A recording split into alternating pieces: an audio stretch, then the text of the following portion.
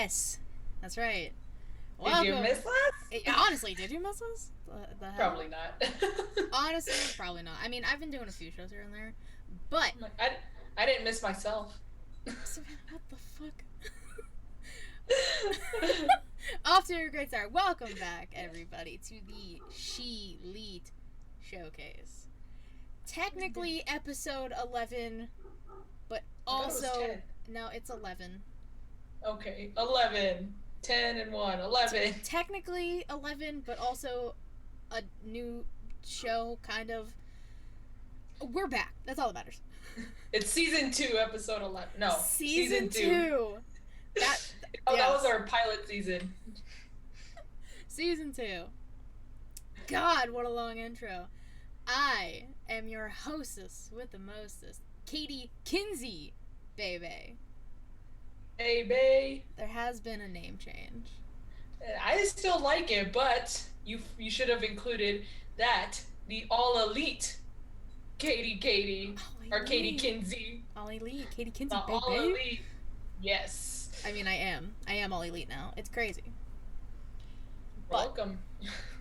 Nice. Joined with me, of course, my lovely co-host, the Young Bucks Nation sensation, the fire-breathing Cody Rhodes Eaton spice of life, the sassiest señorita that I know, everyone's favorite Jericho, Miss Y2 Garcia, Savannah. How you doing, baby? I missed this intro. I heard these intros because they change a little every time, but I love it. I love that sometimes it's Jericho one day, but then it's the Tanahashi loving the next day. I think I'm gonna keep it with everyone's favorite Jericho. I think it fits. It slides on in. I think it's good. Like, does it now? I mean, if you don't want me to call you that, I won't. No, I don't even take offense. I don't like. I'm like it's not like you're wrong. But we've been gone for about a month. What's been going on in your life? Well, I actually had started school before we had left, but school became a little more hectic since then, but not too hectic to stop me from coming on. So exactly, I make sure I do my homework before we start recording instead of after, because I do have stuff due Thursdays, but as of now I'm gonna start making sure I do them before. There we go. Yeah. And it's been a pretty long week, but I have been looking forward to this. So it's kind of what kept me going this week, because I'm like, we still have the show. We're coming back now. Back. So we're better than ever. No bad days can take me down from that. Hell no. No bad days. Oh, and I got my flu shot, but okay. Well, that's what the red thing on my arm is. That's a good thing. I mean, you can't really tell. Yeah, it's because the microphone screen's blocking it. But sorry, did you hear that? Yeah. I hit it? Oh, sorry. Sorry, everyone. Wow, what a great first show back. It's like the very first show. I hit the mic so many times. I just had to bring some nostalgia.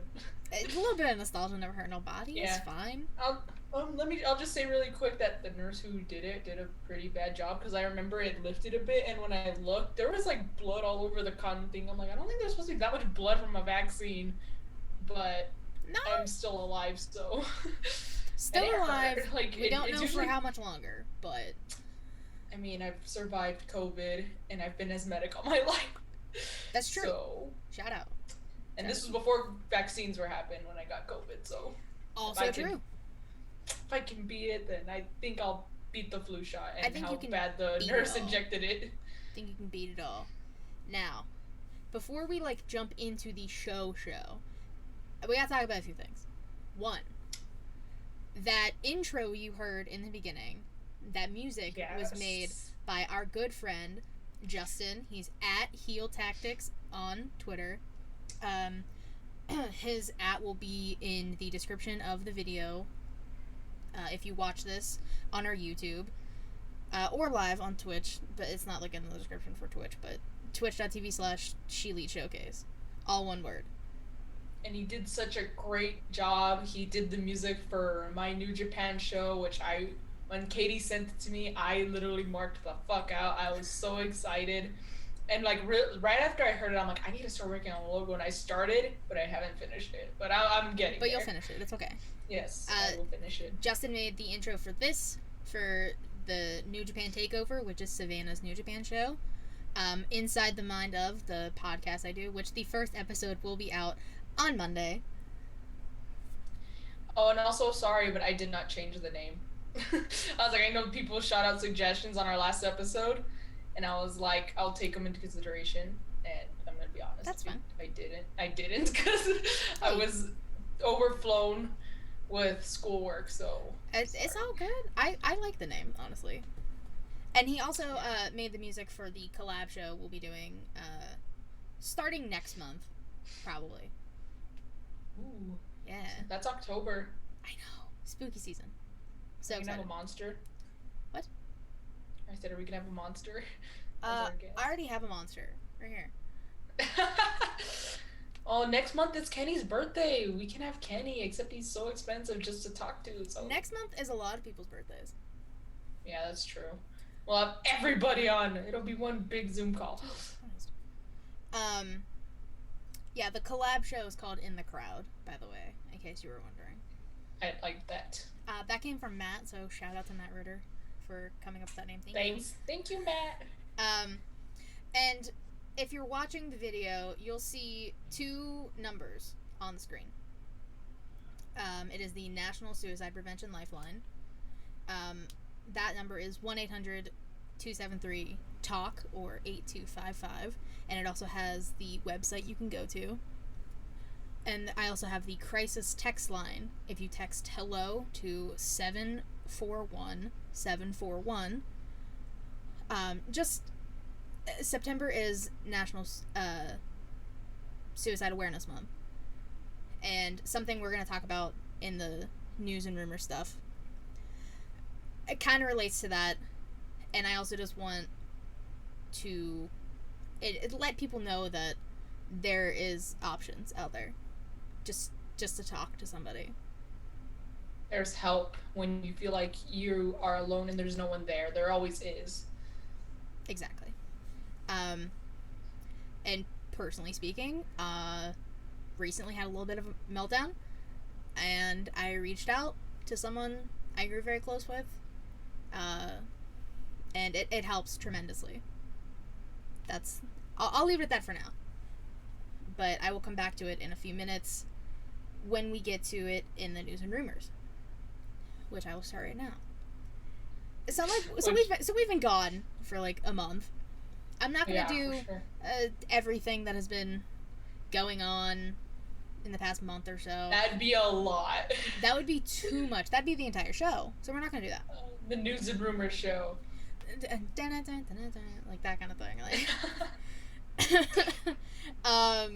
So we'll start with. I kind of just did things that I saw that happened within the past week or so. Samoa Joe relinquished, that's the word, relinquished the NXT title that he won at TakeOver 36.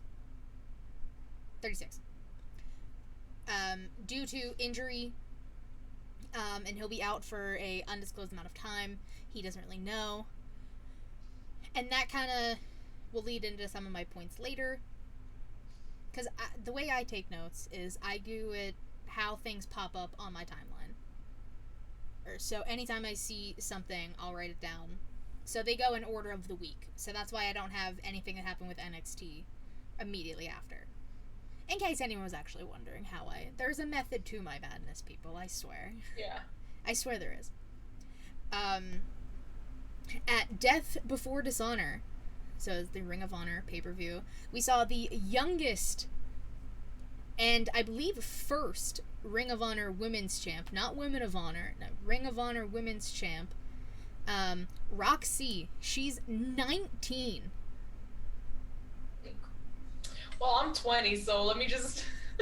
Dang, she's out here winning titles. Yeah, out here winning titles. And At 19. at 19, and it was a whole tournament too. Like they didn't just like have one match and be like, "Here you go, kid." No, like she busted her ass in a tournament. Maria Kanellis is the one who gave her the title after the match. It was very cool to see, and she got a lot of like recognition on Twitter. Britt Baker, Yeah, I saw her. shout out. I saw like on my Instagram feed, everyone was talking about it. She made history. She did in multiple ways, and Yeah. I I love that. I love that this younger generation, which I'm 25, I guess I can kind of say that. This younger generation, more so of wrestlers, are making a name and staking their claim, and they're killing it. Yeah. That's it's incredible, and it just shows that like, you know, it doesn't matter. Kind of like the whole age is just a number thing. It in like in this case especially like it is because she's 19 and guess what? She's the champ now, bitch. She's the champ now, bitches. Yeah. That's just so cool. And another cool thing I saw that's actually happening this upcoming Friday, Saturday, and Sunday, I believe, down in Tennessee. It is the Knockout Knockdown for Impact. Oh, So, kind of like how NWA had Empower, this is an yeah. all-female pay-per-view. They have a female ring announcer and a female commentary team, which consists of, I can't remember the one, but Mickey James and then Veda Scott is also on the commentary team. And Veda's done a few commentary things with AEW, I think for Dark, back when it first started.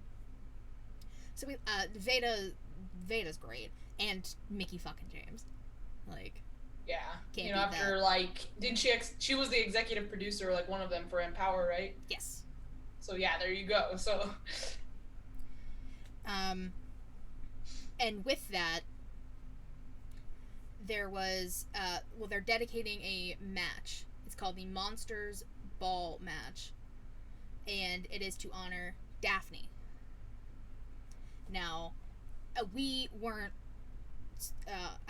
Our show was on hiatus. We were trying to redo everything when the Daphne situation happened. That's also one of the reasons I have these numbers on the screen. Mental health. I have been and will always be a huge advocate for mental health.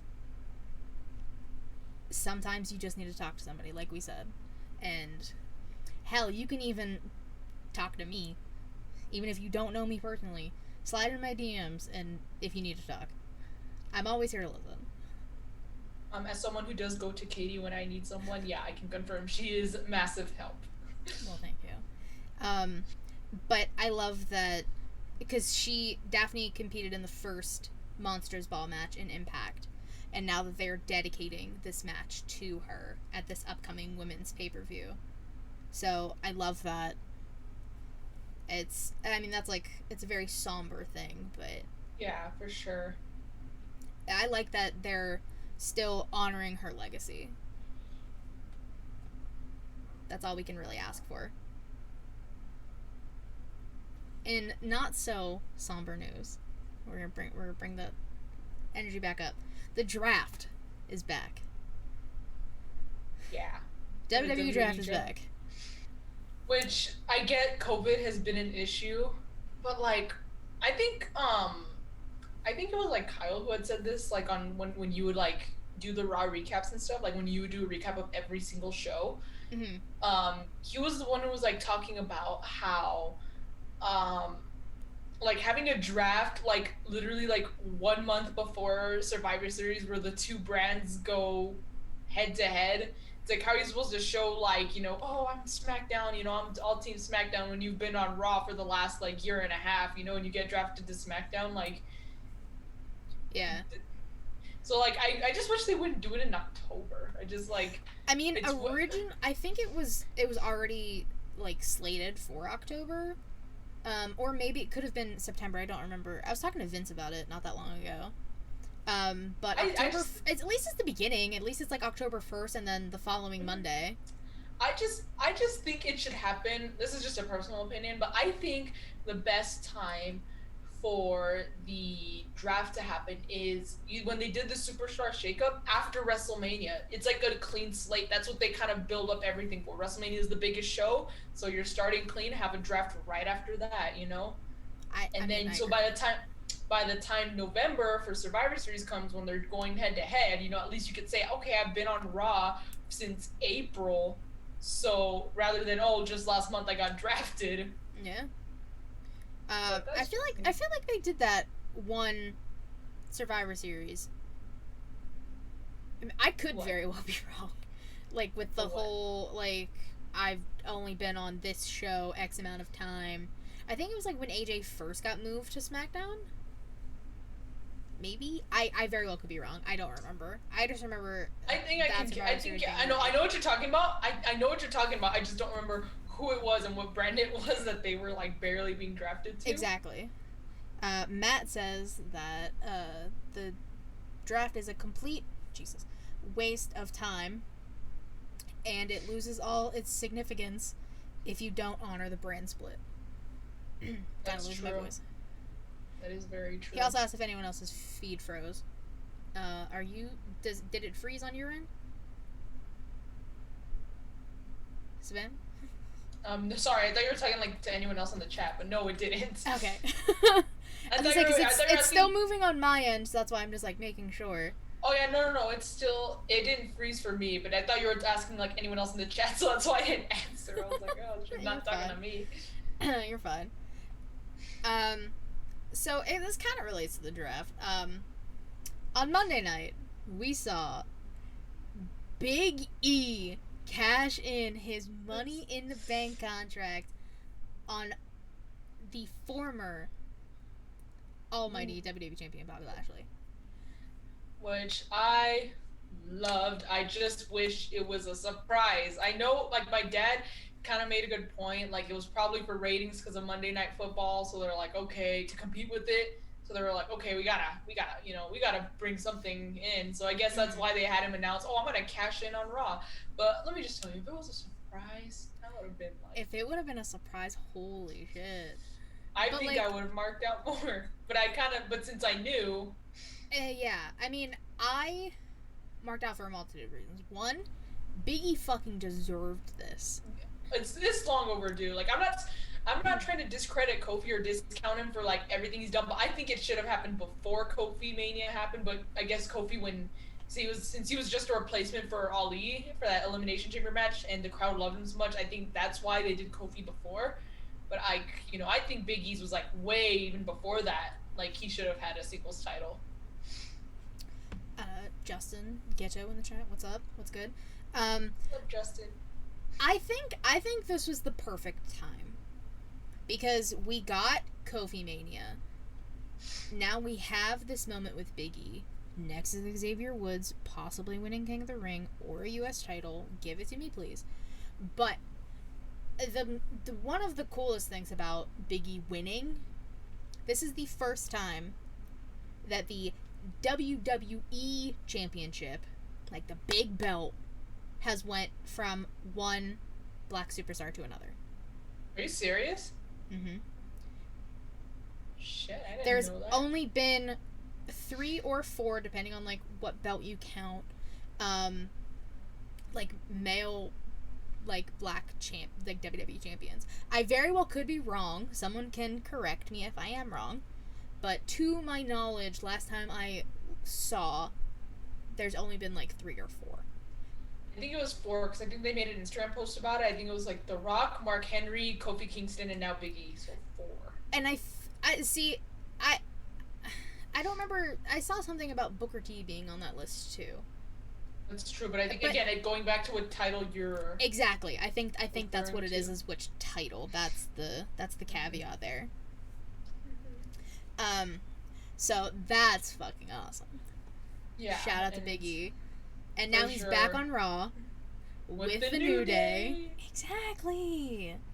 If you count the WWE Championship, it's 4 counting The Rock. Thank you, Matt. This is why we do this live. Not Mark Henry or Booker T. Wait, then who am I missing? I'm not gonna be able to figure this out right now. Just type it. Oh, how the fuck did I forget Bobby Lashley? Oh my god. You know, that just goes to show how much we were so happy for Biggie because we forgot the damn former champion. Fucking idiot is what I am. Like, that's fine. Well, that's the show, guys. I'm quitting. Alright, we're logging off. Go. God damn it. Oh my god, I can't believe I forgot, like, the freaking guy he cashed in on. I'm done. I'm moving on. I'm mad at myself. I'm mad at myself. No, I'm mad at myself too. I didn't even think of that either. I literally didn't even think about Bobby Lashley, who was literally just fucking. NXT 2.0 happened. Yes. Did you watch it? I caught some of it. I wasn't able to watch all of it. What? Okay, so from what you saw, what did you think? Well, what I did see was my favorite couple. No, not Index. I'm talking about Ciampa and Goldie are back together. I was gonna say Index? Okay. Also, I saw the Index wedding, which I thought was absolutely great. Dexter finally spoke. I know, and Candace, Mommy Candace, and Dad Johnny Dad. I don't know which one. Papa Johnny. Dad, yeah, there Papa you Johnny. go. Papa Johnny. Papa Johnny. Papa John's. Yeah. Papa Johnny and Mama Candace were there, and their reactions to Dexter talking were absolutely hilarious. Incredible. I loved it. That whole wedding. And first WWE wedding to not end in disaster or betrayal. Honestly, I think that was a discussion in the something. I can't remember. Oh, he had the axe too in his jacket. Yeah. Yeah, I loved that. Cool. I loved everything about it. I loved the wedding. It was great. That leads me to my next point. Since Samoa Joe vacated the title, I think that's the word I also was looking for in the beginning. Vacated the title. We had a fatal 4-way that turned into almost just a one-on-one, and then a triple. There was a lot happening on NXT, but Kyle O'Reilly got attacked. No. Kyle O'Reilly got attacked. During I can't remember who's that ghost. I can't remember during which match. I think the women's match.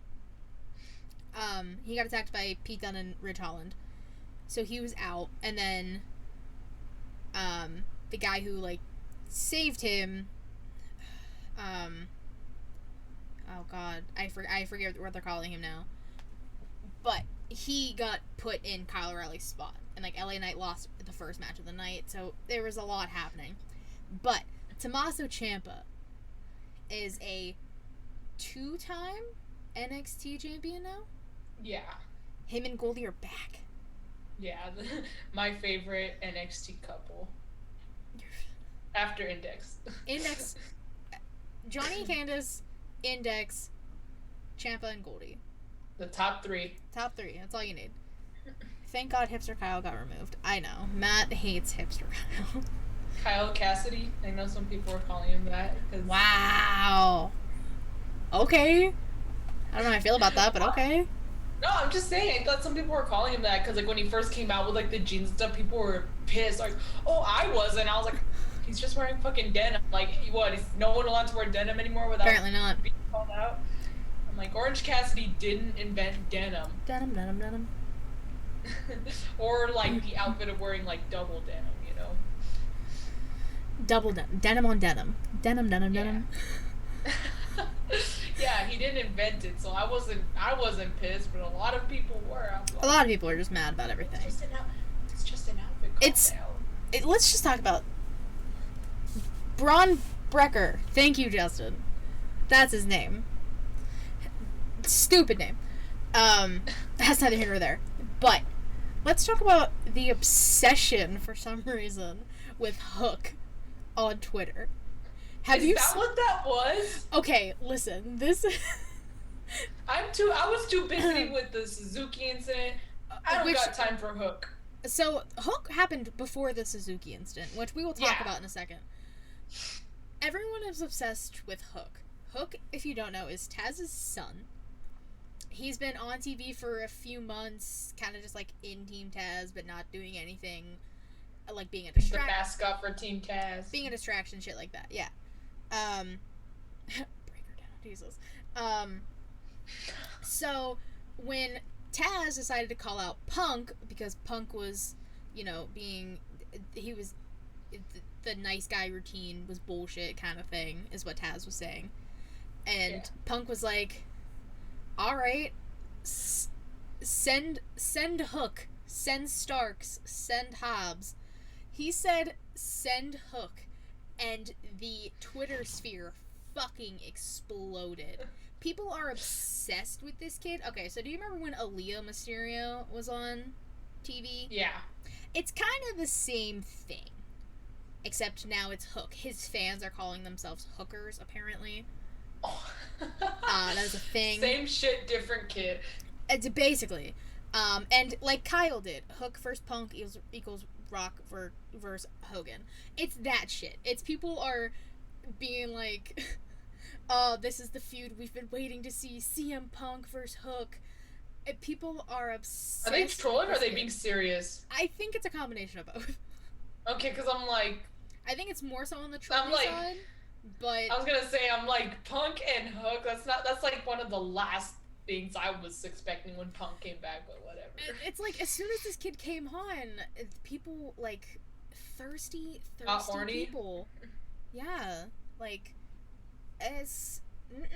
y'all, keep it in your pants, chill out. He's a child. Chill. Yeah. I was about to say can't judge, but at least the guys I mark out over are at least older. Not kids. Not teenagers. Kenny just acts like a kid. Kenny's a man-child, but that's neither here nor there. Dude signs his contract with the smiley face. That's a mood. That is a mood. So I just had to bring that up because as soon as he laid his hands on Punk on Dynamite this past week, fucking explosions. Everyone's like, "Oh my god, Punk versus Hook. It's gonna happen. Speaking it's gonna of be the best Punk, match." Speaking of Punk, the poor guy went through the table that didn't even break. Yeah, that looked I bad. felt so bad. I was like, oh my god, they're gonna ruin him before his second match. That table did a heel turn on Punk. Oh my god. Yeah, I was like, I watched it. I was like, oh, it didn't fucking break. Yeah, I'm like, poor Punk, and I'm like, I was watching him. I'm like, I'm not sure if he's really good at selling this or if he's an actual literal agony. Could be both. I mean, he hasn't been put through a table in a minute, so. Yeah, so I'm like, he probably is showing all the pain, and he's put through a table. Table didn't fucking break, like you said. Yeah. So he's probably in pain. He's probably in massive pain, and he's probably showing it, but he's like, it's okay because they'll think I'm selling it. Yeah, I mean, poor guy. I felt so bad for him. Oh my god. Awful. AEW made the Suzuki incident canon. Savannah, would you like to explain to the fans who don't know what exactly the Suzuki incident was? Yes. Okay. So when Suzuki had his match against Jon Moxley, it was at Dynamite? Yeah. It was Rampage when Moxley came out to help Brian Pillman that same Friday. So yeah. It was Dynamite last week. And Suzuki came out first, and I'm bad at pronunciation, so I'm not even going to attempt to say this, but there's this certain part in his theme song that, has to be played, and he got cut off. I believe, I'll butcher it, I don't care, Kazi ni Nari? Yeah, something like that. Something along those lines. I'm not going to try and pronounce it, I know what it is, but I've tried pronouncing it I'll for just years. butcher it. It's fine. Don't follow me. You can butcher it. You can butcher it. I won't. But so his entrance got cut short because they not immediately, but they started playing Wild Thing, Moxley's entrance, and the hardcore Suzuki followers absolutely were devastated. They were pissed. They were upset. How could you do this?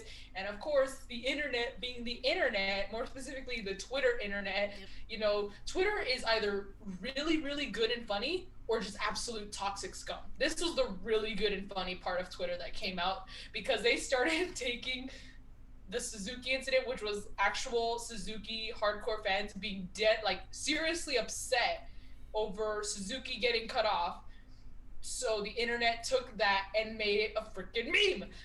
And they were saying, oh my god, this is they did a quote from like Kenny about something, like a quote that Kenny has said about like the darkest time or whatever, and like that's Kenny Omega on the Suzuki incident. I'm like, oh my god, this is I gold. saw so many of I those. It was great. I went and I was like scrolling through all the freaking Twitter. I was Great. supposed to be working on an assignment that was due the next day. Like not like at midnight. It was well into the next day that it was due. But still, I was trying to work on it, and I was just so distracted because I was looking through this, and I'm like, oh my god, this shit is hilarious. So, because like I don't know, maybe for the hardcore fans it is a big deal, but like it's not that deep. Like for example, if they cut off Judas while the fans are in the middle of singing, I'm not gonna get mad, and I'm not gonna express my devastation on Twitter. I'm just gonna be like, look, we're on a time crunch. We're live, pal. Show goes on. There'll be a next time. He'll be back. Which they let it play this past week. Yeah, they did. He barely, just barely. It's because his entrance is so long. It's really long. Just for him to enter the actual arena of people, it takes 20. Like, is he trying to fight Taker for longest entrance? What the fuck's going on here? I think Cody's trying to do that more than. I don't want to talk about Cody Rhodes anymore. Me neither. We're not talking about Cody Rhodes ever again, unless something happens. Unless I have something to say about it. Exactly. What is the significance of this one part of Murder Grandpa's theme? So it's kind of just. Oh well. It's so, like not like tradition, but it's just a thing for him. Kind of like how it is a thing for the people to sing Judas. They stop the music and then they sing the rest of the chorus for Judas. Shinsuke. It's like that. Shinsuke's music. Like before, so like everyone just goes, like they just go, they owe it the whole time. And then even when they stop, they do it. And yeah, so like it's like that's why I brought up the Jericho thing. It's like the same level of significance, if you will. It's just like it's just one of those. Whoa, Taker in that. I know I offended you. I'm so sorry. Taker's your favorite. I apologize. It's just one of those things. It's just one of those songs where like you sing along, and that's the one part apparently everyone knows of Suzuki's song that they have to sing, and then if they don't, they get mad. I don't know, but we made it. The Suzuki incident made it on the show.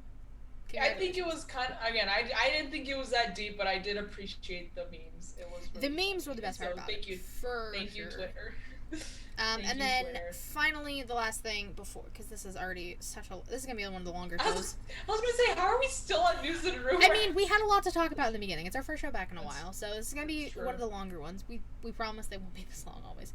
It was announced today, that being Thursday the 16th, that at Crown Jewel, everyone's favorite pay-per-view, to watch the highlights of. Barely even. Okay.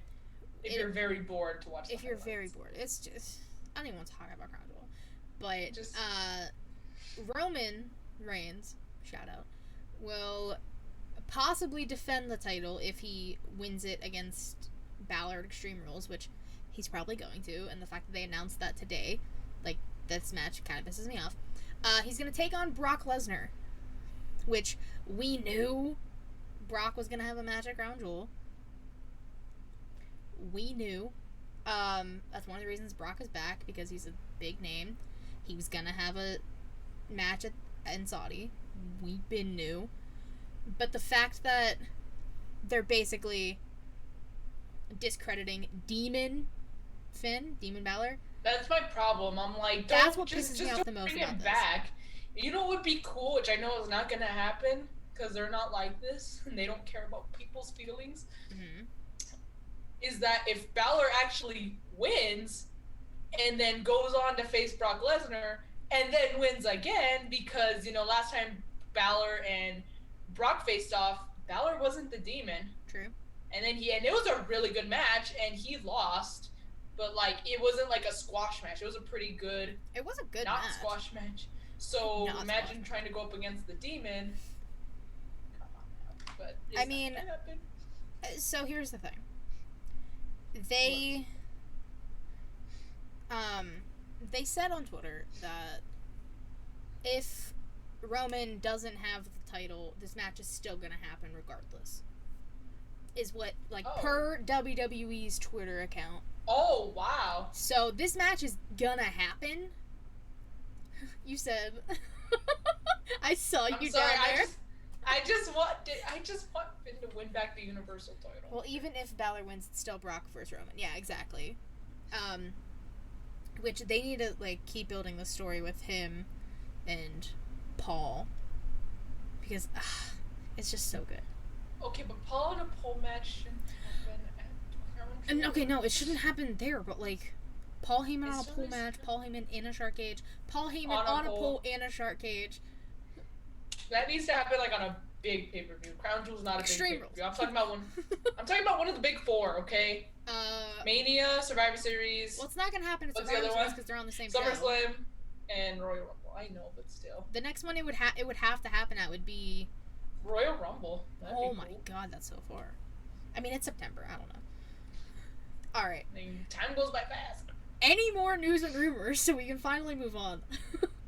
Well, we did just briefly mention that Adam Cole's all elite, so I just wanted to shout out. I mean, yeah. He's here. Oh, and hold on, just okay. Super Click is gonna be back next week on Dynamite. I had to. I was so excited. Super Click. I have my shirt. I should have worn it. You should have. Actually, it's the Dream Team. It's all four of them. So. Oh. I don't have a Super Click. It's hot in here. I can't wear an actual t-shirt. I know, it's hot in here too. Yeah, Super Click, one of my favorite factions after the OG Elite. Not the Super Elite, but the Elite with Hangman, not Cody. Not Cody. And the Hung Bucks. Yes. Hung Bucks. Which, speaking of, I miss Adam. I miss Hangman. Hopefully he'll be back. He'll probably be back at the Virginia show. The Virginia show's not until November. Is it? Yeah, it's no. So here's the thing. No. Hold on. Here's the thing. This can be a rumor.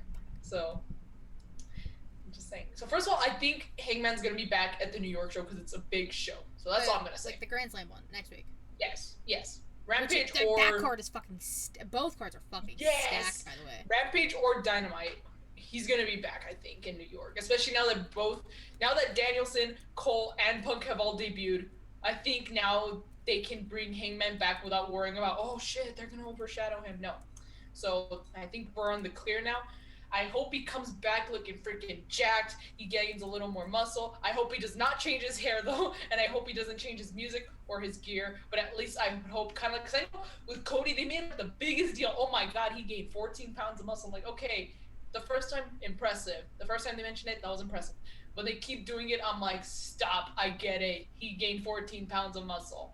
You could shut up about that now. So I hope that he comes back more jacked, because he is a little more lean. So to see him a little more jacked would be so freaking cool. But that's just me daydreaming. But a rumor that I don't know if it's been started in the wrestling community, but I'll start it myself. Is the Virginia so Full Gear was originally supposed to be the first weekend of November. That was like the 6th, 7th, 8th kind of those days. But it got moved to the weekend after, which is like the 13th or the 12th. And that, which just so happens to be right before Dynamite in Virginia. So Full Gear is gonna happen that weekend in November, and right that Wednesday, they're gonna be in Virginia. And of course, who's on the graphic when they announced that they're going to Virginia? Hangman. Yes. Oh, I forgot to. I fuck every fucking time. Oh, I thought it's because I thought since you called me the Jericho, you weren't like it was kind of intentional, but so I didn't tell you anything. But it's okay. I'm never gonna remember. I don't know why. We're the Addams family. Oh, which speaking of. Oh, wait, I think that's next. Never mind. We're not on BT yet, don't worry. Yeah. But yeah, that's the rumor that if it has not been started, I've officially started. Savannah starts rumors. You heard it here first, folks. Okay. Mm-hmm. I gotta start moving on this. My god, we talk too much. Today in wrestling, women's wrestling history. Unforgiven, 2007. This was Candice Michelle taking on Beth Phoenix, she retained the women's championship. The Glamazon. Um, this was the only reign for Candice Michelle, which she held the title for 105 days. Beth would go on to have 3 title reigns and 1 reign with the Divas title. The original women's championship, the one that like Candice, Beth, Trish, Lita, all of them held, was retired kind of / unified with the Divas title in 2010. And then biggest downgrade of all time. We're not gonna talk about that. Okay. And then at Mania 32 is when we saw the nice shiny red Raw Women's Championship. I got to see that. I got to see Lita from the nosebleeds. There you go. But you got to see Lita. That's why I liked going to WrestleMania, because I'm like, they're gonna try and squeeze in as many people as they can, you know? 100%. Which, I mean, I know some people get mad at that, but I'm like, hey, if you're there live, you could at least say, look, I've seen The Undertaker live, I've seen Shane O'Mac live, I've seen The Rock, I've seen, you know, all these people, you know? Because I have, you know? I've seen... Because it's WrestleMania. Taker. Out of the 3 you said, I think I've seen Taker. I know I've seen Taker. I don't know if I've seen the other ones. I was pretty bummed because, you know, I like Shawn Michaels. And I was like, oh man, like, you know, I wish he could have been there. But he was there. He ended up showing up and kicking League of Nations ass. There we go. So yeah, the Raw Women's Championship was re-debuted. The Raw Women's Championship was debuted at Mania 32. And then... Oh, go ahead. The height of the women. I was just gonna say the height of the women's evolution, honestly. That's like... yeah, really where I think... basically. And honestly, I think maybe some people might argue that the Intercontinental title match, the ladder match, was the best match on the card. I think it was the women's match. I think Becky, Charlotte, and Sasha, and I don't like 2 of the 3, I think they freaking killed it. I think they killed it in the... It was a great fucking match. I mean, no ifs, ands, or buts about it. And then that's when we also saw the debut of the SmackDown Women's title, which the first person to hold that is the current champion, Becky Lynch. Shout out to Becky Lynch. Yes. Shout out to Becky Lynch. Love that girl. We really do. Okay. I need to wear my jacket one of these days. I need to bring my jacket on here. Except I'm gonna die because it's so hot. Yeah, maybe in the winter. Maybe when it gets colder, I'll wear it. Maybe we'll save that. Yeah. All right, Savannah, talk about being the elite BTE, if you will. What happened on BTE that correlates with Dynamite this past week? Oh my god, this doesn't even have to do with this past week. This is something I think, Katie, this call me a conspiracy theorist, but I think we were the glue that was holding the Dark Order together. Because after we left, they just started falling apart. Yeah. They are at each other's throats. Evil Uno is like on a mad power trip. a mad with power. Yeah, he's mad with power. I know he's trying. I know the whole thing started with not helping Hangman when, you know, they wanted to. Only Stu, Grayson, and Evil Uno were the ones who were against helping Hangman out of respect for him. His wishes, yeah. Yeah, but everyone else didn't want to do that, and then even it's starting to affect it. Well, and not starting to. It has affected them so much so that Anna Jay is now back. And even then, she hasn't been able to... I know she just got back. I'm not trying to discredit her. Yeah. But she got back, and even like, oh, look, she's back. You know, we're all one big happy family again. No, not even that can bring them back together.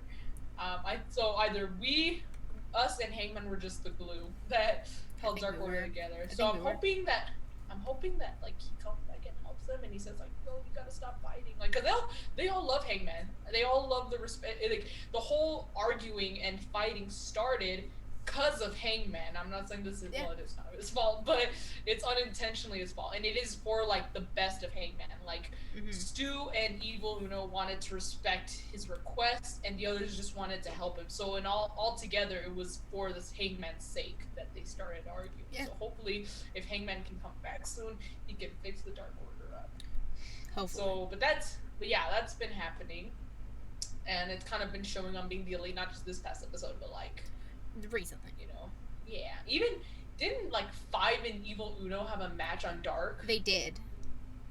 Yeah. So That even so, it's gone to that point. They're having matches against each other now. You know, not as a team anymore. So it's getting bad. Like Hangman, you need to hurry up. Yeah, shit's going down in the Dark Order. But speaking of Hangman, good segue. Speaking of, so when Adam Cole he came back, he got resurrected. They had a little demon circle, and they started chanting shit like It's a seance. What do you mean demon circle? What the fuck? It's a seance. He's the whatever. He's the undead. It's a demon. Okay. Honestly, I couldn't remember the word, so I said demon circle. But yeah, thanks for reminding me. So yeah, no, but they started chanting dumb shit like Hakuna Matata and stuff, and they got mad at Kenny because it didn't work. But it actually did work. Adam Cole's back. That was one episode of Being the Elite, and I believe the next one, like the week after, on Being the Elite. This past one. Yes. Hangman was not Hangman. Adam, the other Adam, was so happy to be back. You know, he's not a ghost anymore, and he's happy to be with his friends. And they were talking. Him, the Bucks, and Kenny, the Dream Team, were talking about that. And so he was like, well, they're trying to catch him up on things. They're like, oh, so you're telling me that, like, Cody hasn't been here in, like, forever? Oh, and, like, you know, this happened and this happened. And so they're catching him up on everything he's missed out on since he's been gone for 4 years. He's been dead. He's been dead. Courtesy of Kenny, sure. Which I'll get to in a moment. He brought up Hangman. He's like, oh my god, I'm gonna go find Hangman and let's go get a drink with him and stuff. And they were like, ooh, they're like, shit. Like, they didn't say what happened, but they were like, you know, Hangman's not here. They didn't say why. And they were like, they tried to switch the subject. They were like, don't get a drink, just drink this energy drink and be on your way and stuff. And he's like, oh, okay, so. Almost took a Monsters, which is the drink that he got poisoned with. But then he took a Bang. Yeah. I liked that. Yeah, that was a good little, like... I'll drink the poison for you, Adam. Don't worry. Aww. Except R. Kenny won't poison you. Would never poison you. I would hope not. Like, you've met R. Kenny, so shit, I would hope not. I have.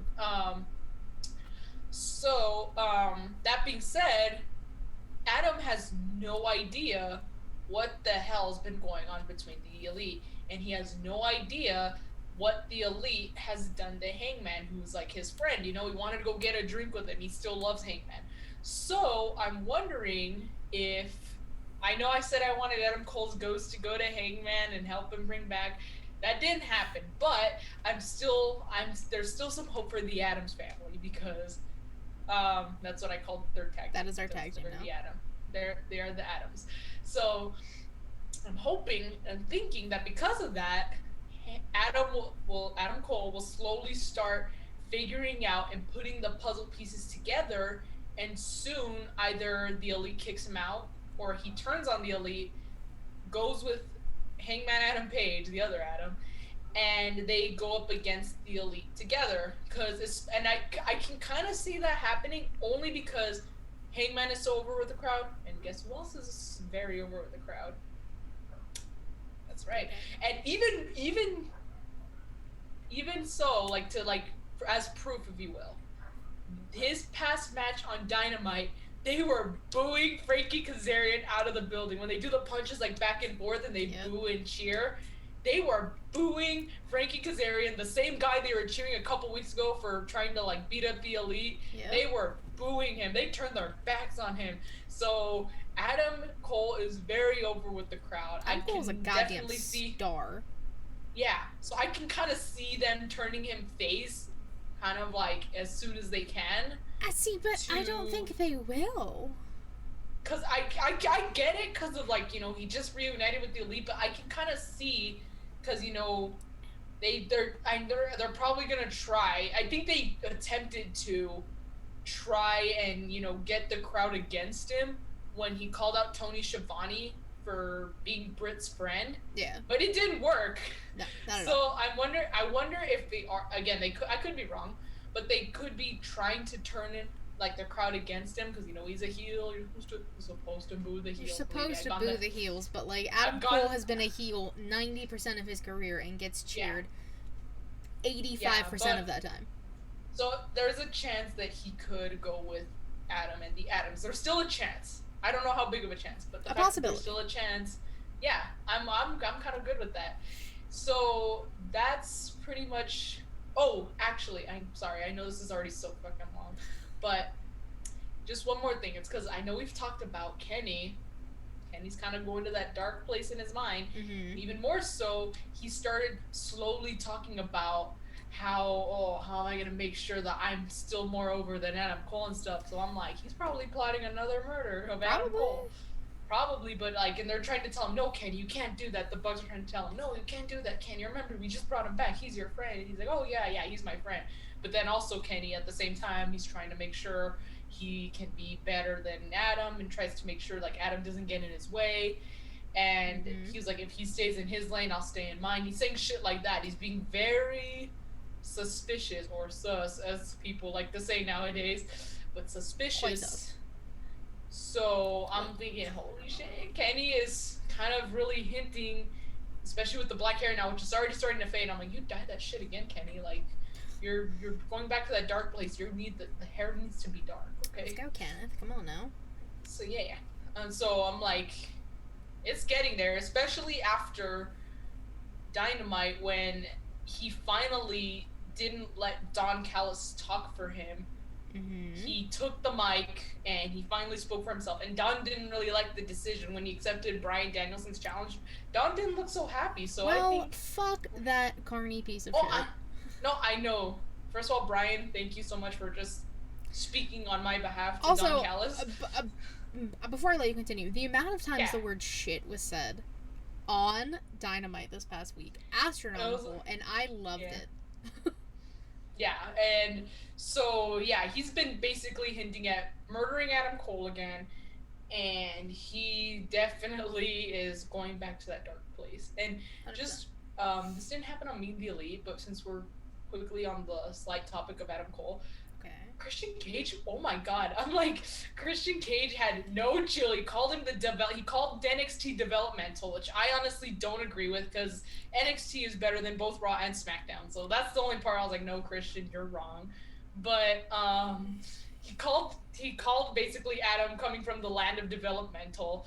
He said, since you're used to losing Wednesday Night Wars, I'll face you on Friday. I'm like, shit, Christian. I'm like, chill Christian the went fuck in. out, dude. I was just like, damn. At the I same was time, I was like, like, fuck, please don't. I But was at the like, same time, I was like, keep going. yeah, I was like, ouch. I'm like, I don't really even watch NXT, and that hurt my feelings. Christian Cage was on fire. I loved that, and like, I just loved that how It was it was a good promo. yeah, for sure. I just wanted to sprinkle in and give Christian his flowers because it Give was about give Adam the man his Cole. flowers. So yeah, I'm like, that was really good. I was really impressed. I was like, shit, Christian, fucking chill. Adam Cole is gonna destroy the Elite. Yeah, I think Adam's gonna destroy the Elite from the inside. Yay, good. We'll do it together. It is a little bittersweet though, because you know I love the Elite. Yeah, I mean, if he destroys the Elite, I'll be okay with it. If it means we get a small taste of New Japan Kenny, I guess I'll accept it. I mean, I'll be fine with it regardless, because just let Adam shine. Alright. Adam Cole, baby. Now, this is the part where I can speed through. Okay. Dark Elevation. And I can relax a bit. Yeah, now you can take a chill for a sec. I got this. Okay. Dark Elevation. Daniel Garcia defeated Lee Moriarty, who is now All Elite. He signed a contract. Jade Cargill defeated Shauna Reed. Tay J, the team of Anna J and Tay Conti, defeated Ella Shea and Jay Lee. Frankie Kazarian defeated Ren Jones. Nyla Rose defeated Sky Blue, who's from Chicago, who is in the Casino Battle Royal. I think people want her to be signed. As of right now, I don't think she is. Emi Sakura defeated Queen Aminata. Penelope Ford defeated Lena Lennox. And Botcher and Bland, aka Butcher and Blade, defeated who came two up people with that? Oh god, it was either RN, Young Kings, or Matt. I can't remember who came up with it first. Botcher and Blade. That's because they're boring. And the fact that they're... Also, little tangent, little pissed off. Ooh. How the fuck are you gonna have Bodger and Bland, who... Bodger just came back. How are you gonna have them be the ones to challenge the Lucha Bros, my dudes, the new and I almost said NXT, the new AEW Tag Team Champions? It was Young Kings. Thank you. How are you gonna have them face the Lucha Bros for the titles on Rampage? That doesn't make any fucking sense. If you're going with your ranking system, I'm gonna say that just goes against the entire. It goes against system. everything about your entire ranking system. Like, where do you get off putting this team, who wasn't even on the top 5? Listen, I get it for like Rampage or whatever. I don't give a fuck. Just have them face each other without the titles. Butcher and Blade. I almost fell. Butcher and Blade do not deserve a title shot when Butcher just fucking came back. No. For sure. Especially not for the titles. Fuck no. Get that shit out of here. There are other tag teams in the top 5 that you could have had that with.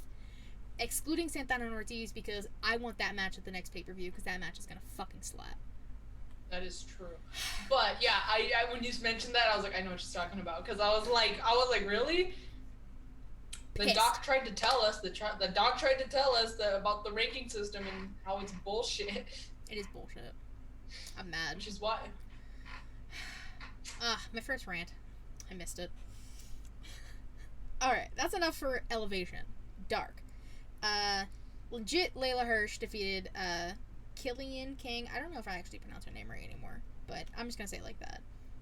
Anna Jay defeated Ashley, DM Boyce? I don't know how to pronounce these names. 2.0 defeated Eric and Andrew Lockhart. Orange Cassidy, Chuck Taylor, and Wheeler Yuta, the not best friends, defeated TH2 and George All. They should have been the ones who got that tag team title match. The not best friends. If anything, just anyone. Give the people what they want. Anything but fucking Butcher and Blade. Sean Spears defeated Cash. I don't know. Jade Cargill defeated Angelica Risk. Fuego got his first win in AEW against Mysterious Movado. What a name. And, of course, Botcher and Bland beat Hunter Knott and Rosario Grillo. So that's why they got the title match. Which, they won 2 fucking matches back to back, basically. And you give them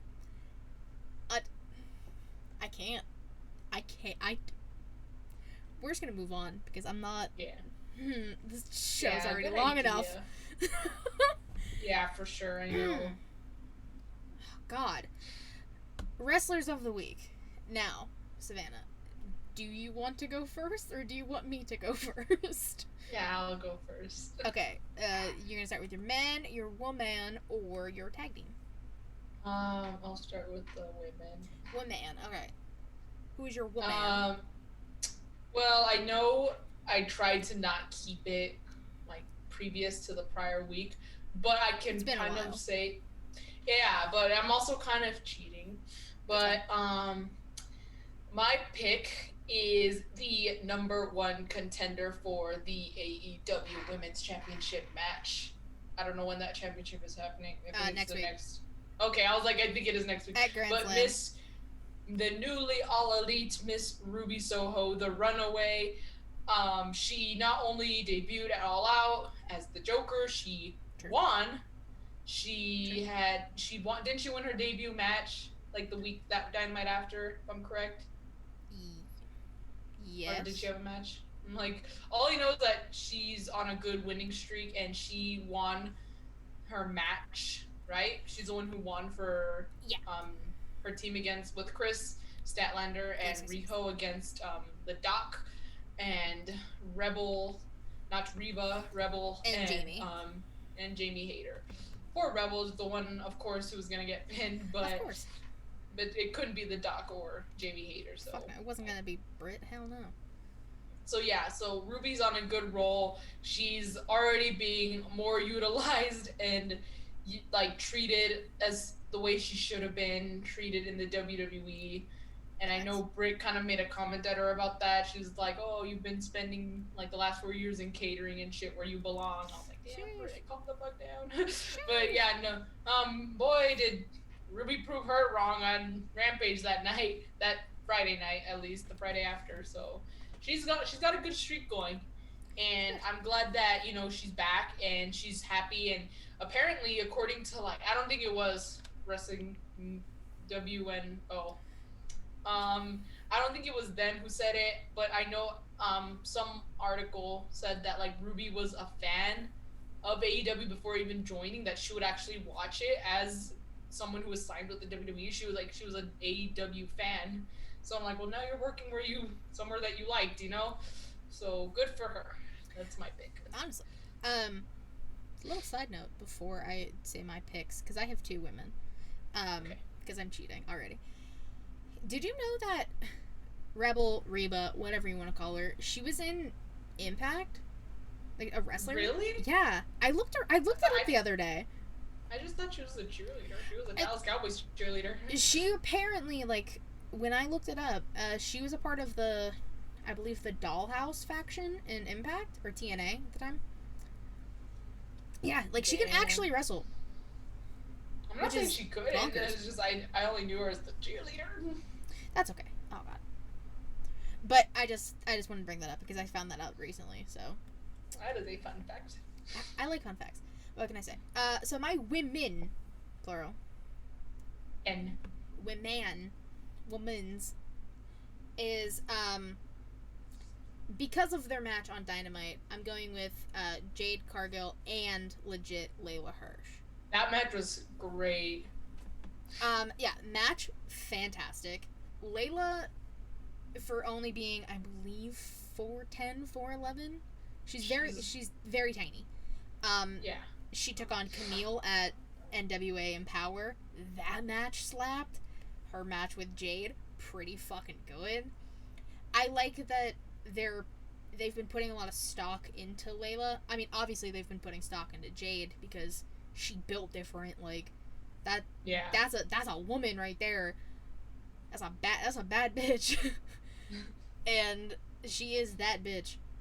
And she's definitely improved in the ring, which is something she needed to do. And so I like that instead of just having matches on Dark and Dark Elevation like she has been, they're starting to put her back on Dynamite where she belongs, because she is a star, and they need to include more women on the main show in the first place. I obviously, like, I could see why they didn't do this to Jade, considering, like, the way she is, it's Jade Cargill.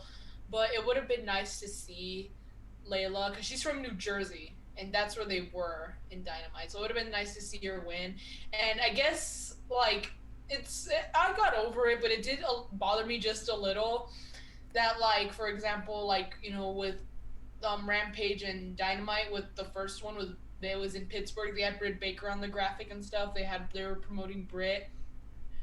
And then, when I just mentioned the Hangman graphics for Virginia. Yeah. And they have MJF on the graphics for New York. I just kind of wish they did that for Layla. Like, no matter how big or small the talent is, like, yeah, maybe she's not as popular as, Britt Baker, but, like, she's the hometown girl, she's from New Jersey. You could put her on the graphic, it won't take much, What, you don't think she's gonna, like, bring in the ticket sales or something? Like, come on. Like, it does. I don't think, and I think this isn't just for Layla, but for anyone really. If you're from the area, if there's no one else from there, like if one of the big stars isn't from there, then put other talent. If you have talent from there, promote them. They did it with Brian Pillman Jr. in Cincinnati, and Mox, obviously. Yeah. I mean, Mox mainly, but like. Well, because for example, for Florida, they're going back to Florida. I think they're going to like Tampa or something. They're gonna. They have Darby Allin on the graphic. The dude's from Washington. Like, I'm pretty sure there's some talent in AEW that's from Florida. Like, I know Chris Jericho. He's not like from Florida. He's obviously from Winnipeg, but he lives in Florida. He's from Winnipeg. And I know Winnipeg, you idiot. But yeah, like, you know, I know they put Kenny Omega on one of the graphics when they announced that they're going back to Florida, which if you want to use the fact that he does live in Florida, I mean, sure. But again, like, I'm pretty sure there's people from Florida that you can put on there, you know? I'm just looking up if anyone is from Florida in AEW. There's gotta be someone, or at least like maybe not like Jade Cargill is from Vero Beach. There you go. Well, she was born there. She resides in Georgia though, so they'll probably play it off of Atlanta. Or like Adam Cole. Baby. No, he's now obviously maybe they'll change it because he's from Panama City. Motherfucker's from fucking Punxsutawney, but whatever. He's from PA. They say Panama City though. They say Panama City when he enters. So Panama City. Wink, wink. I know maybe you're from Pennsylvania, Adam. Maybe he can be winking like this, like in the graphic, like totally from Florida. But yeah, like totally from Florida. But they put like nothing against Darby. I fucking love Darby. But I guess maybe it's because they're too afraid to go to the freaking west side of the states that they'll probably never get to Washington anytime soon. So yeah, sorry Darby, you're not gonna be a hometown man anytime soon. Oh darn. We just need to. I'm sorry, I'm salty about them not going to the west side of the states. I know. I looked up because I was trying to find like some good like shots from AEW to put on the thumbnail, which at the when this goes up, I'll have a thumbnail made. At this current point in time, I do not have a thumbnail made. That's for later. That's for Katie's later. I know you want a woman on the picture. I know you want a women's. A women's, yeah. I can find you a picture. I have a few. I just need to like I want to like change how I make the thumbnails. So I want to like just play around with that. That'll be a later issue. I don't work tomorrow either, so that'll be doing for the rest of the night. Okay, so we did the women's, if you will. Do you want to do the male or the tag team? Let's do male, just so we can do tag team last. Go ahead. So there was actually a lot of bigs. I wanted, just because of Christian Cage's promo, I kind of considered him. And I was like, shit, Christian. I'm like, you hurting my feelings, and I don't watch NXT. But now I was like, no, okay, it's not gonna be Christian. You really need to. It's actually really good. But then, like, Bryan Danielson, he called out Kenny Omega, still wasn't him. So I was like, okay. But my pick is Mr. Resurrected Ghost himself, Adam Cole, baby, because he won his debut match. He's so over with the crowd. He made a post that says 1-0, so yes, he is undefeated right now. So he's got it going good, and I can't wait to see what not what he has to offer, because I know what he has to offer. I've seen all of his big ass matches and what stuff, he has to offer in AEW. Yeah, exactly. So yeah, there was actually a lot of people the men I had trouble with because I didn't know who to choose, but I ended up going with Adam Cole. That's fair, because Adam Cole, baby. That's it. That's the reason. And then he challenged Christian Cage.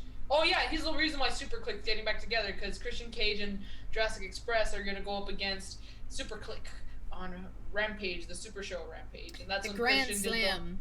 Grand Slam. That's like not the Super Show. That's something else. That's a different company.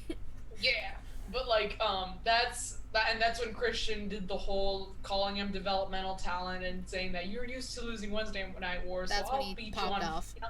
I'll beat you on Friday, and I was like, ouch, that shit That's, burned me. This stung just a little bit, but like, gotta love Christian. Shout out to Christian for killing it ever since coming back. Big shout out. Vegas is in the West. I'm still working on that. I'm trying to see if I can. We're going to Vegas. Ow. Vegas. Okay. 4th of July weekend. Money in the bank. Let's fucking go. I'm not gonna get into this. Let's move on. I want Milwaukee to go through and destroy all 173 factions in AEW 1 Okay, no. First, he needs to take care of Cody and beat his bitch ass again. Milwaukee. I'm so mad that Cody was back. I was like, yay. He's back. Nobody cares about Cody Rhodes, and I don't want you to pop off because the show's already long enough. No, no, I won't. I won't pop off. But I'm just saying, like, it's so weird, like how the internet. Maybe it is the west side of the United States, and Cody's the reason why they don't go. Because I see the internet, I see the tweets, I see the comments on Instagram. It seems like no one gives a shit about Cody, but then when this dude comes out, they couldn't be more like rejoiced to see him. I'm like, Yeah, I don't understand. either only the east side of the United States likes Cody and the west side doesn't, or they just hide behind their words on the screen and then they cheer for him when he comes out. I don't know. That's the first faction, is the Nightmare Family. That'd be cool. Yeah. I'd actually be okay with a He's slowly doing Malachi. that. I almost said Malaki because he keeps putting it like that. Malachi. I'd be alright with Malachi. Destroying every faction. And end with the Elite funeral. It's actually kind of interesting. Oh. Okay. Alright. Mine. I could have went with Adam Cole. I could have. Yeah, and I honestly thought you were. I would have had this moment not happened. Yeah. I gotta go Big E. Yeah. He was gonna be mine, but like again, I didn't want to do repeats. I mean, this was such a big moment, so I would have been like, fuck it, whatever. Like, we'll both pick Big E. It was such a good moment, and like Xavier Woods and Kofi hauling ass to get to the ring to celebrate with him. The pop he got. Yes, it would have been bigger if it was a surprise, but it was still like it still was very built anticipation through the entire night of, all right, when this match happens, shit's going down. Yeah, that's true. We're gonna get this. It was very reminiscent of, I mean, that was a surprise, but when Ziggler cashed in on Del Rio back in the day, making my family watch these beautiful ladies here. Oh, thanks, Justin. But no, it was the pop was very reminiscent of when Ziggler cashed in on Del Rio and won. Yeah. Because that pop, oh my god, like I still get like goosebumps thinking about it. Yeah. That was one of the best cash-ins, especially reaction-wise, one of the best cash-ins. Because Ziggler was over at the time. I was going to say, at least positive reaction. Because Seth Rollins, best reaction, but in the most negative way. Everyone was pissed that Seth cashed in. Even me, because again, I was a big Ambrose fan, so I was livid. I was like, really?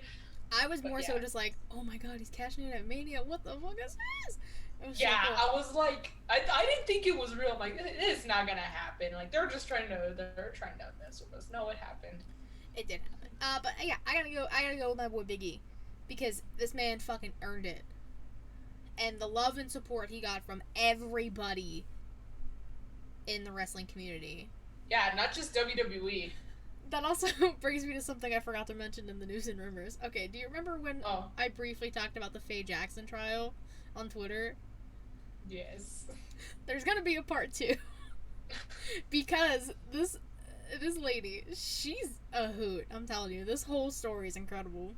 So the first time when Big E won the case, she tweeted that if Big E won, she would send a nude, or like share a nude on Twitter. She specified a nude, she didn't say her nude. So like that's how her lawyer, Big Swole, won her the case. Yeah. This time, she tweeted that if Big E wins, she will give him her virginity.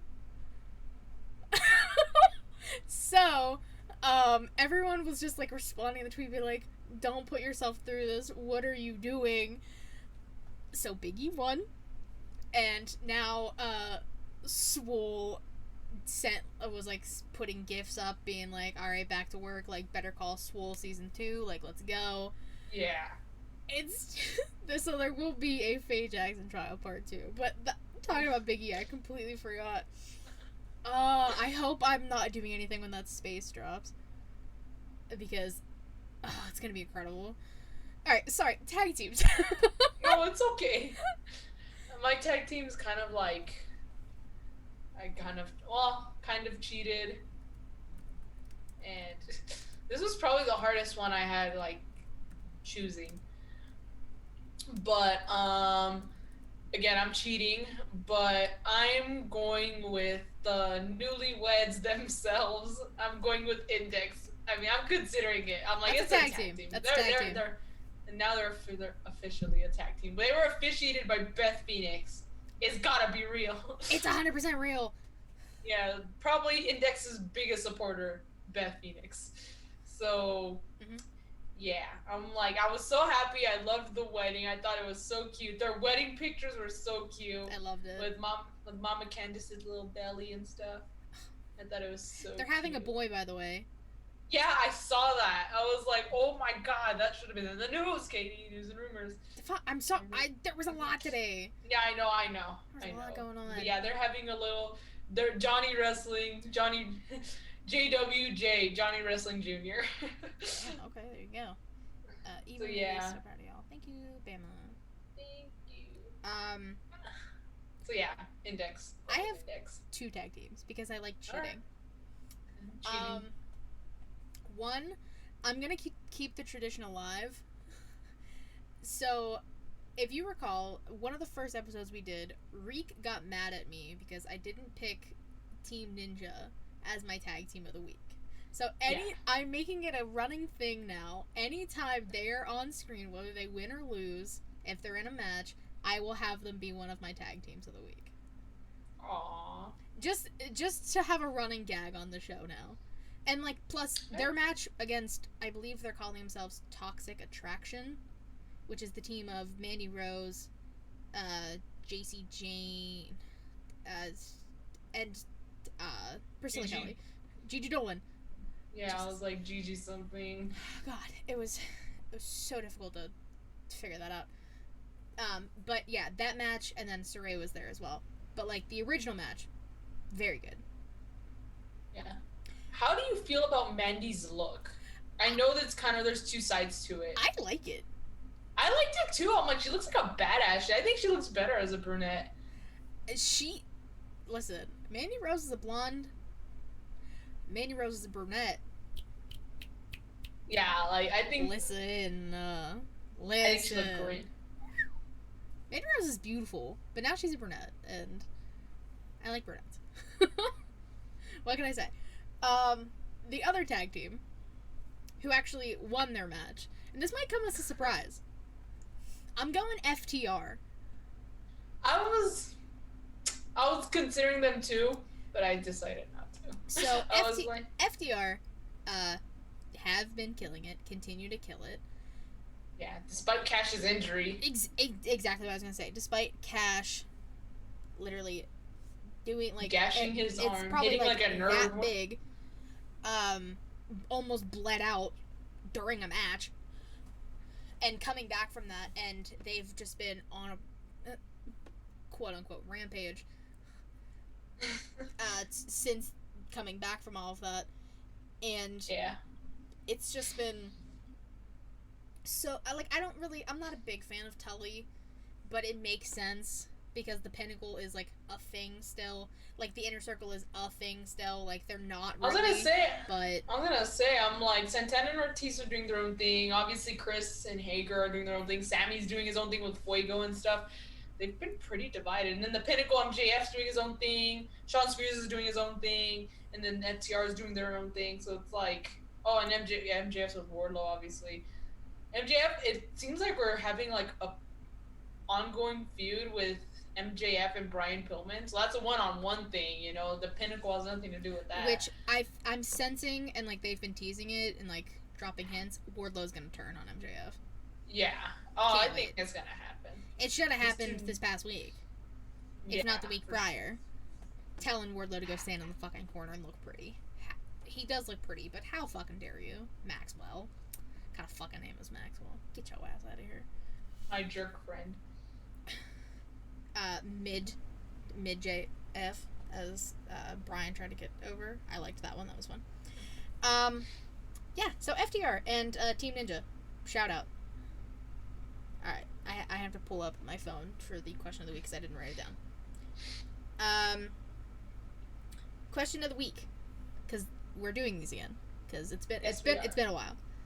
God, this is such a long episode. Oh well. How long is it? We're probably gonna hit an hour and a half. Oh shit. Okay, I thought it was gonna be a To little be longer, fair, if I'm being honest. I think we're entertaining. If people are listening this far, thank you. I know, right? They must be so bored on a Thursday. That's why we're here. Um, so this comes from Daniel, right? Yes. D_King0389 on Instagram and Twitter, right? I believe it's Instagram, but I think his Twitter is in his bio or something. So if not, I can. He's done a question before, so I can just go back and look. Yeah, he's my good friend from Ireland. Yes. I wasn't trying to do an accent, by the way. I was not trying to attempt an accent. He sounds like Finn Balor. I don't know if he likes it. I don't know if he likes me saying that, but he sounds like Finn Balor. His question, which I like, do you think on-screen wrestling would benefit from no social media? What do you think? Or do you want me to go first? No, I'll go first, and I'll try and keep it brief. But I honestly think so. I know it's been talked about many times how kayfabe is pretty much dead because of social media. I know, like, for example, like when Roman Reigns and Braun Strowman were absolutely like at each other's throats on screen, off screen, pictures of them were being leaked hanging out together, you know, on the outside. These pictures being leaked sounds so bad, but I mean it. Like, I'm pretty sure those weren't intended for them to be like shared. Yeah. But someone probably saw them, took a picture, and then sent it out. So, and even Chris Jericho, he said this in I'm not sure how many of his books, but there's 5 of them. So I'm gonna say it. I know in the first one, for sure, he says that back then, you know, before the age of technology, wrestling was a lot more real than people, truly believed, if that makes sense. Because, like, there was no dirt sheets to leak rumors. There was no dirt sheets to spoil anything. You found things out as they happened. So if you a debut, someone getting released, someone losing a title, it was all, you had to see it, and now spoilers can be found accidentally online, Yeah. And I know he talked about, like, how when he first met one of his favorite wrestlers that was supposed to, like, not, apparently, I forgot who it was. I'll have to go back and read it. He's mentioned it in, like, 2 of his books. But, like, he went up to him. He's apparently this wrestler he met, like, in the ring, doesn't speak a word of English. But when he went up to him to ask him for his autograph, he straight up told him to fuck off. And he was a kid. Poor Chris. But yeah, so, and he felt, that's when he kind of found out about kayfabe not being, like, all real. And I think he said, like, how his world was, like, crushed, because now we're living in a time where, it's, spoilers that come, and we get upset about them, but it's very normalized to get spoilers or to have shit spoiled for you. Back then, it was like culture shock almost, like, holy, like, what? Yeah. So I think and I know some people like to compare things back then, back then this. Well, first of all, this is the future, so calm down. You gotta evolve or be held back. But the fact that, like, back then there was no technology, it just kept that sense of realism that wrestling fans felt, Mm-hmm. And I think because of social media, that's really changed that. It's really, really changed that. So you think it would benefit without social media? Yeah, for sure. It would keep the sense of realism, I think. But at the same time, it does feel a little, like, refreshing, if you will, or relieving, like, that, for example, like, the Young Bucks, as much, like, if there wasn't social media back then, I would have truly believed that they're the biggest assholes on planet Earth.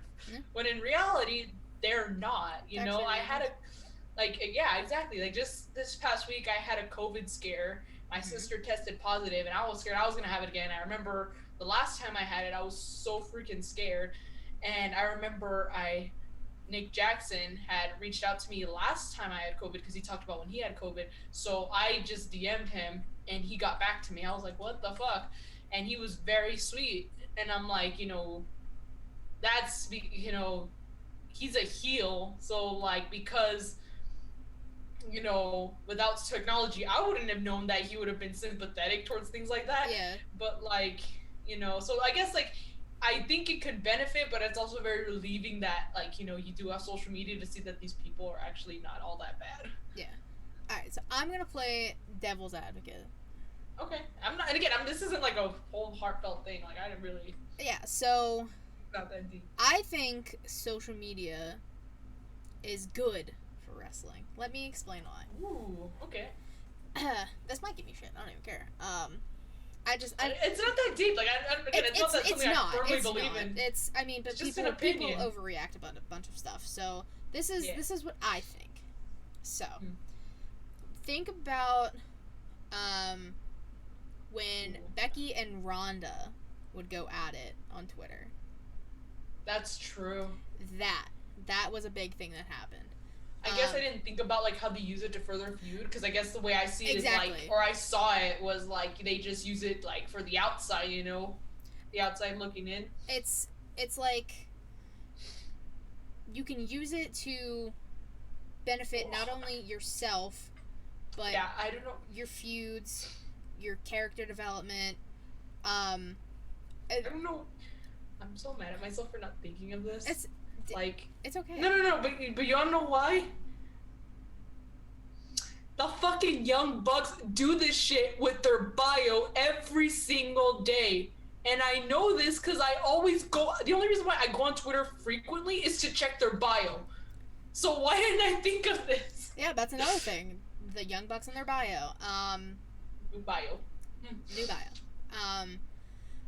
There's just, well, even, okay, so social media. I'm counting YouTube as a social media. Up, down, down. Yeah, it is.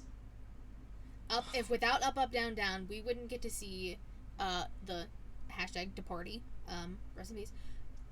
But that shit made me cry. It made me a little emotional. You wouldn't get to see Austin Creed being Austin Creed, not Xavier Woods.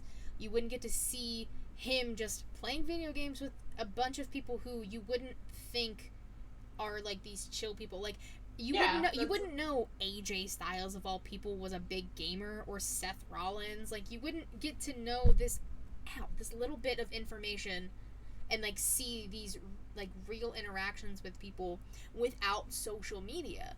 So I think, I mean, yeah, there wouldn't be these fake, okay, I shouldn't say fake, these so-called reporters pumping out information. Reporters, 100% in quotations. You wouldn't have these reporters pumping out false information to try and get a reaction out of people. But at the same time, because of social media, that's when we saw all of the people who have released during the pandemic. It has its pros and cons. Exactly. Like, I'm not against it. I'm not saying, because again, I use social media for wrestling all the time.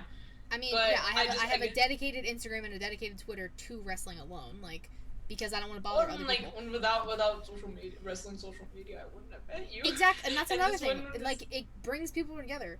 Like, Savannah and I wouldn't be friends. I wouldn't be friends with I wouldn't have a fucking podcast. Like, none of this would happen without social media in the wrestling world.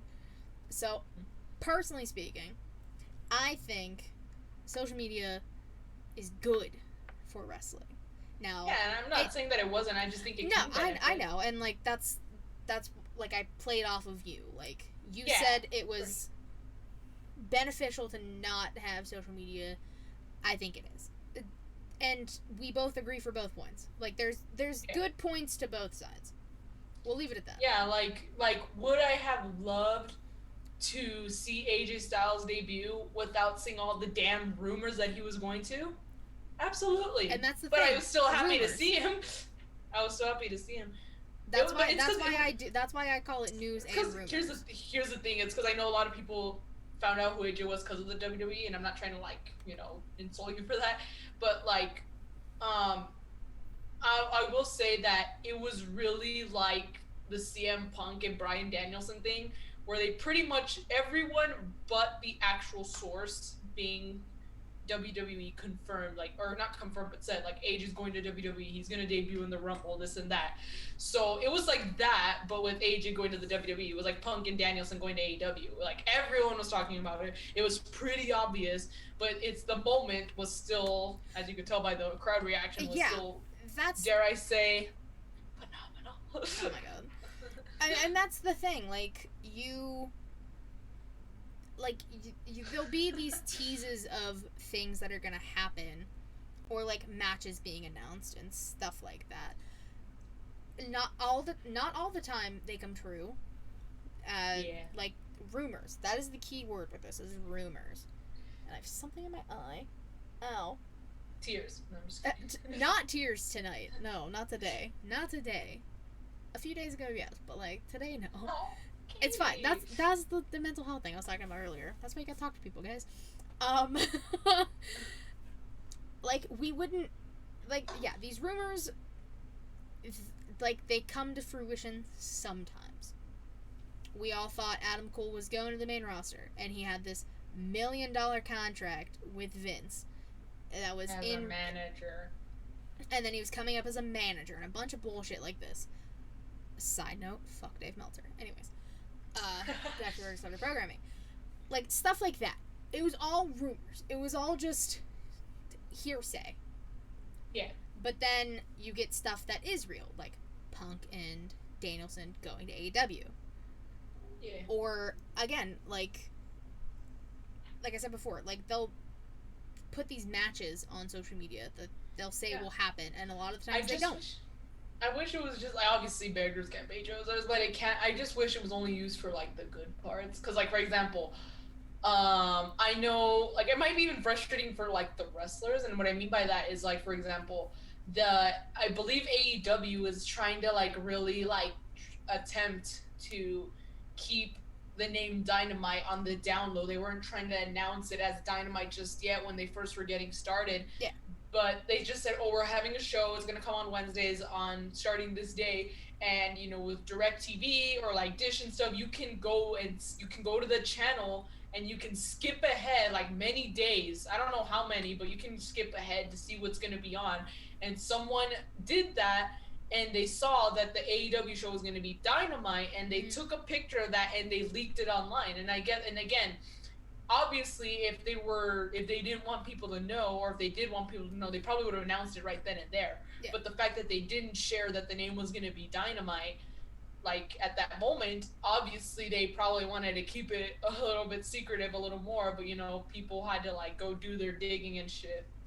And, like, another example is of, like, why, like, you know, the whole, I won't get too into it, but, like, the whole Sasha Banks and Sammy Guevara incident, like, the fact that fans can be so toxic that they had to dig up somebody's past, something that I'm pretty sure they regretted or didn't even remember, just because of a stupid, like, joking comment. Yeah. Like, things like that. It's like, why? It just, like, that's where, like, again, back to the pros and cons. It's definitely one of the biggest cons, like, the toxicity of how serious these fans take things. Yeah, fans take things way too fucking seriously, first and foremost. Sasha fans. Sasha stands. Sorry. Sasha stands and Jay White stands. We're not getting it off right now. Yeah. I'll leave it at this. You can't have the good without the bad. Social media is in any case. In any case. And social media, yes, it can be a very good thing for wrestling, for the wrestling community, for the wrestlers themselves. Like the Suzuki incident. Like the Suzuki incident, where we got memes on memes, or the people falling in love with Hook for some reason. That's the bad part. No, people thirsting over Aaliyah when she's barely 19, and that's not here nor there. I'm not getting into that again. I had a nice rant on that a few months ago. So yeah, without the good, like, there would be no good without the bad. Social media happens to be one of those things where there is good and there is bad. You know? Yeah. Yeah, and I've come to accept that. Yeah, I mean, sadly we have to, but yeah, I wouldn't have met you. Or else you're just gonna be like, or else you'll just be a little snowflake who gets offended over every little word. Oh my god. But I won't get into that. We're not getting into that. Is not the show, not the time or the place, and we're already running long. So, Savannah, let the people know where they can follow you. On Instagram and on Le Twitter, as Chris calls it, at Y2Garcia with an underscore. If there's no underscore, it is not me. It is. It is on the screen if you are watching this on the YouTube channel. If you are not watching this, don't forget the underscore. Don't forget the underscore. And of course, you can follow me on Twitter, only Twitter, because I use that more, at KatieWrasslin13. You need to post more on Instagram. Listen. I have shirts that are coming from Pro Wrestling Tees. They should be here next week. Okay, but let me ask you this: where are the Adam Cole pics? The Bullet Club Adam Cole pics. I've been waiting for those since like after Bullet Club Day when you ordered it. Listen, did you do golden? Have you even done ones with a Golden Bug shirt? No. Katie! I'm slacking, I know, I'm sorry. I haven't, in all fairness, I also haven't really been posting on, my other Instagram as well. So that's just me. That's true. Thanks, Matt. Great show first back. Thank you. Thank you. So only on Twitter because don't follow me on Instagram. KatieWrasslin13. WRASSLIN. No G 13.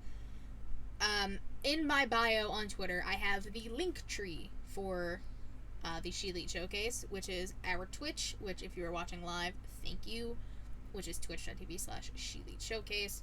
Our YouTube, there is no youtube.com/ShElite because we need numbers. So if you're watching this on YouTube, please subscribe. Because pretty please. We would love and appreciate that.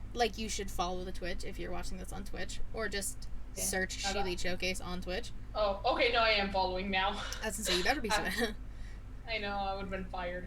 And also, I have the Anchor link, which is the audio platform we are going to be using for the show.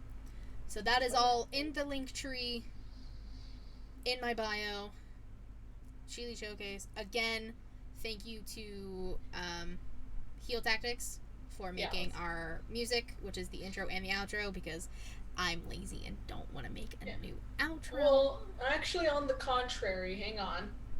Because I wanted to say this before we stop recording, because this has to make it into the recording, okay? That Katie deserves all the damn flowers in the world, because she's the one. I've been in school. I've been fucking useless, okay? So Katie's been the one who put the link tree together. She's the one who put all this together. All I did was make the logo, and even then, this was the logo, when we were, before this. So she's put all this together. She made the Twitch, she made the YouTube, she made the link tree, she made the logos for her show, the collab show.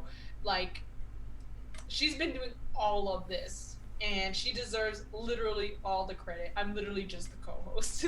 So yeah, this is all because of Katie. She's been taking care of everything while I've just been a college student. So yeah, Katie, you deserve all the flowers, because this literally would have not even happened if it weren't for you. Well, thank you. I appreciate that. You're welcome. Everyone spam flowers on the comment section of this chat or on YouTube after you go subscribe. There you go. Spam the flowers.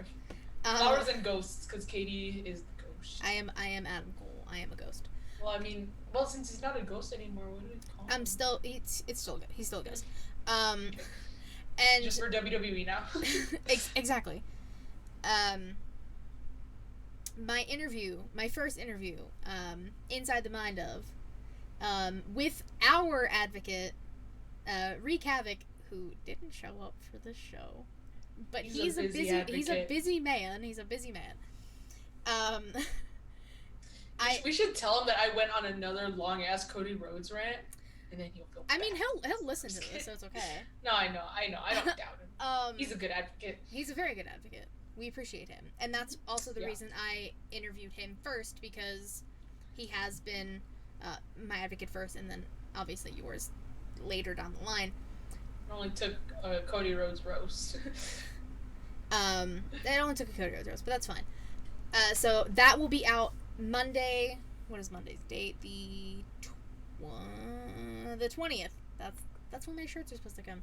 So that will be out Monday. Sorry, I'm just thinking, how is September almost over? I don't even know, bro. I have But that means Halloween's coming. Yes. Spoopy. Will we do a Halloween episode? I know Halloween's on Sunday. We'll have a Halloween episode. Don't worry. Okay, I'll talk about this after we're done. Yeah, after we're done recording. So that'll be out Monday the 20th. Feel free to check that out. It's interviewers and podcasters getting interviewed, basically. So you get to learn a little bit more about Reek and his podcasting journey and stuff like that, and a little taste of what's next. My second interview will be with the one and the only Matt Ritter. The man, the myth, the legend. The man, the myth, the legend. Matt Ritter. That's how you need to introduce him. I got an intro from Matt. Oh yeah, I'm getting really good at intros, by the way. So. It's just not mine. No, I'm just kidding. I love my intros. I'm just kidding. Wow. Damn. Okay. On I had that. a Christian Cage moment. No. Rude. Thank you guys so much. If you stayed this long, thank you so much. It's almost 2 hours. It's a long one. Yeah, it's fine. Well, we're back. That's why. We're back, bitches. Let's go. Oh my god, we're back again. Hell yeah. That's a perfect way to end it. All right.